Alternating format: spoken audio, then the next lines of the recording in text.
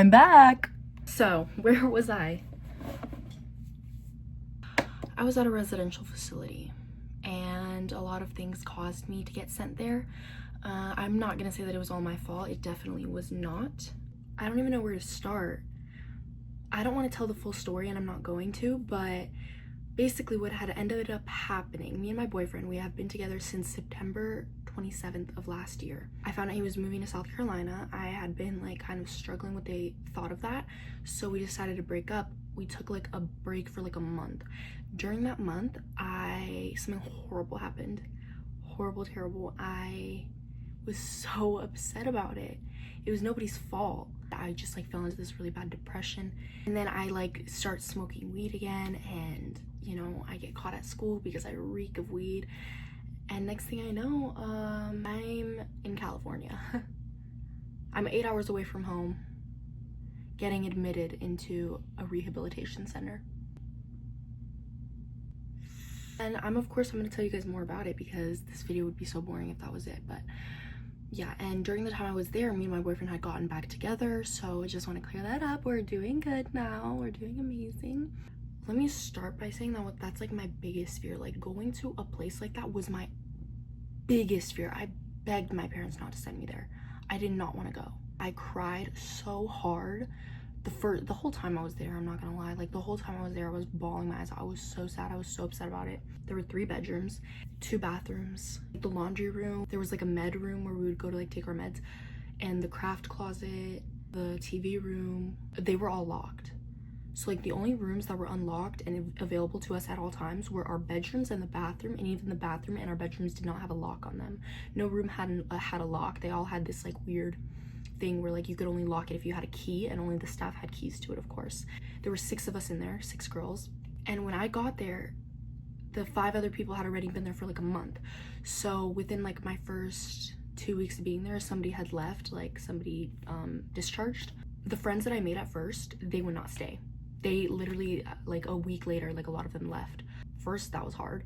Second off, the first night I was there, 2 people AWOL'd.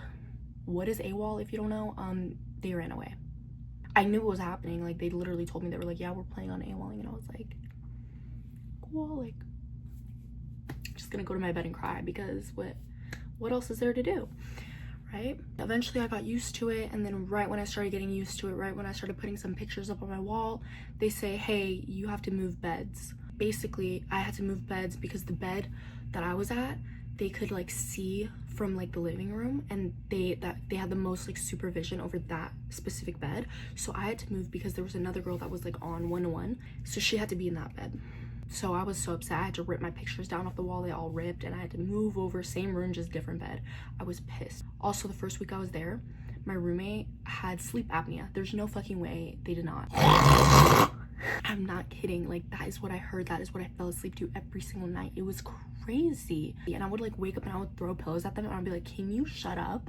Monday, we would wake up at 7 a.m. If you wanted to be woken up earlier, you would have to tell them, and sometimes the night staff would wake you up earlier because there was night staff. There was always staff watching over you.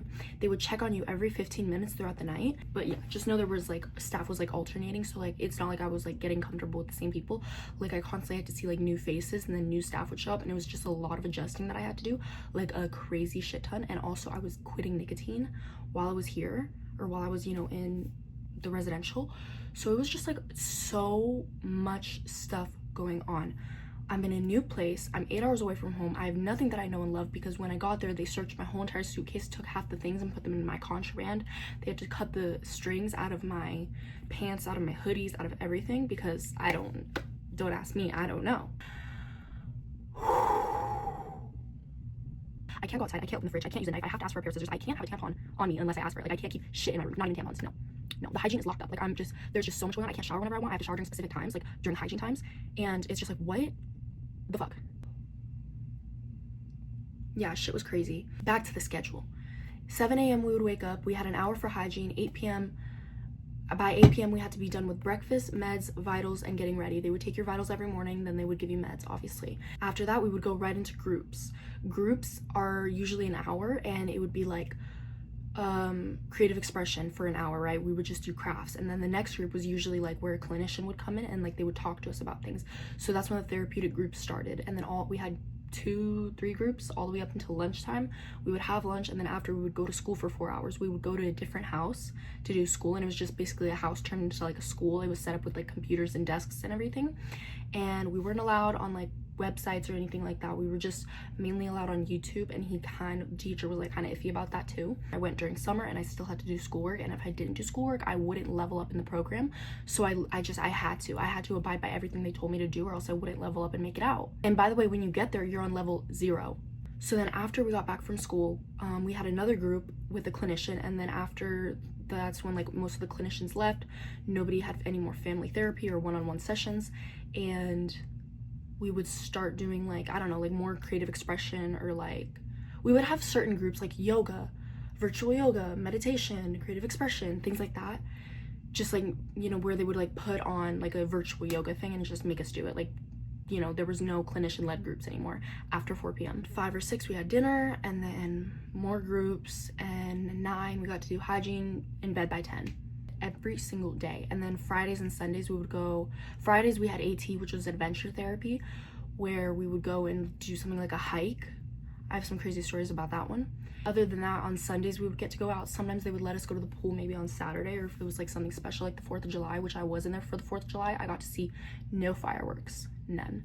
Hi, we're switching up the angle because I got bored of the other one, and you were just too high up. I know I said I liked it, but I don't anymore. Anyway, there was one community, you know, it was mostly kids my age, girls my age, and then eventually they left, they discharged, and new kids came in. You want to know how old those new kids were? 12. I will be 17 in September, and I've never had younger siblings. I've been the younger sibling my whole life, so me being around 3 12-year-olds plus 2 like, I don't know, 14 15-year-olds was a lot. It was a lot. There was farting and burping at the dinner table. You know, they would not clean up after themselves. There was screaming constantly. There was running around on all fours and rubbing their head against my legs, so I would pet them on the head like as if they were a dog. Screaming matches between all of them, even me included. And I'm not gonna lie, I did laugh. Like, shit was funny. Like, it's because we would do a thing before we eat called 2 minutes, where we would do 2 minutes of silence. And during the fucking 2 minutes, I started this thing where, and I know it's so immature, but like, listen, like, I had no fun in there. I was so bored. So like, I have to make my own fun, you know? And I would go, and then they start actually like taking it too seriously and like actually like ripping ass at the table. And I laughed. I laughed so hard every single time. And then we would steal snacks. There was like, because they would lock up all the food, and you know, I would start like stealing snacks from, and this was towards the end of my stay, because I got so fed up with like just following the rules. I got to stage 3, the highest stage is stage 4, and so I was like, fuck this, like, I don't care anymore. I'm not going to the groups. I started declining groups. I started waking up whenever I wanted. You know, just declining outings, like whatever.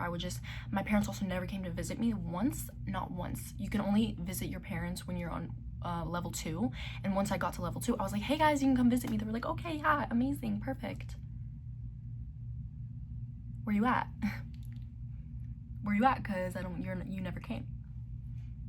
Okay, yeah, so that was my life. I did not get to see anybody that I knew or loved for 56 days. A 15-minute phone call in the morning, 10-minute phone call in the evening, or in the afternoon.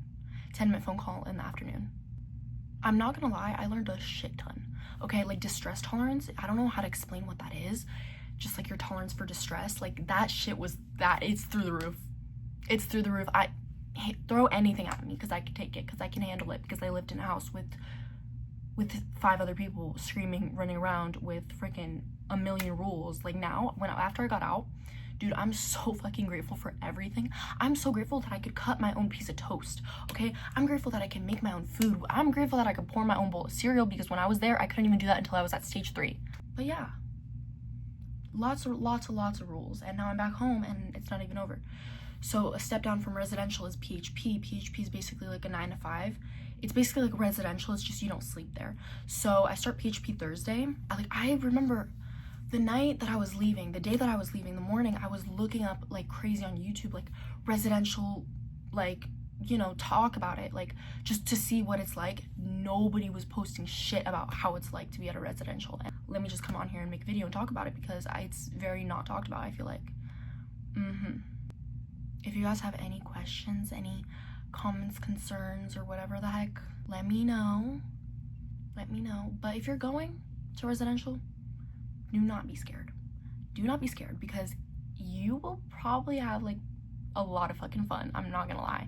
And you're gonna find fun in like the most random ways that you never even thought you would, and you're gonna discover so many new like skills that you never even knew like were there, and you're gonna feel so many new things. And it's gonna be scary, but it's, you know, you're gonna learn a lot of things most people don't learn until they're like in their 30s. So it will be worth it, I promise you. And when you get home, it's gonna be a big adjustment, because, you know, I'm sure you would have been there for like a while, because usually the programs are about 2 months, and that's a long time to be away from home, and it's really hard to be away from home for that long. But you will be okay. You are strong. You can get through this. I got through it, so I know you can.